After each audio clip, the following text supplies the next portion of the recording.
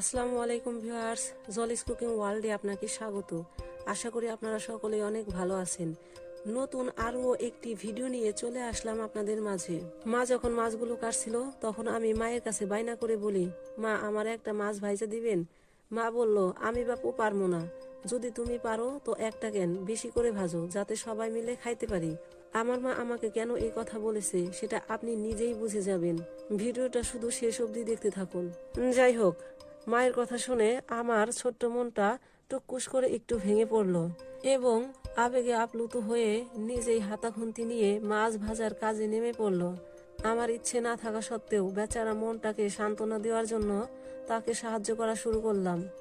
এখানে আমি 4টি মাঝারি সাইজের তেলাপিয়া মাছ খুব ভালোভাবে ধুয়ে নিয়েছি।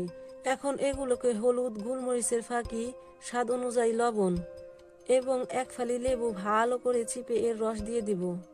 এরপর অল্প পরিমাণে সয়া সস দিয়ে ভালো করে ম্যারিনেট করে কিছু সময়ের জন্য রেস্টে রেখে দিব। প্রায় 30 মিনিট পর এখন একটা কড়াইতে অল্প পরিমাণে তেল খুব ভালোভাবে গরম করে নিব। এরপর ম্যারিনেট করে রাখা মাছগুলো এর মধ্যে দিয়ে দিব। এক পাশ ভাজা হলে মাছটা আলতো হাতে উল্টে দিব এবং অন্য পাশ ভাজা হওয়ার জন্য অপেক্ষা করব।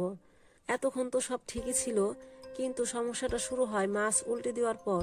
মাছগুলো কড়াইতে লেগে যায় এবং পরের বার মাছগুলো উল্টাতে এর অবস্থা একেবারেই নাজেহাল। প্রতিবারই মাছ ভাজতে গেলে একই দুর্ঘটনা ঘটে। যাই হোক, সবই কপাল।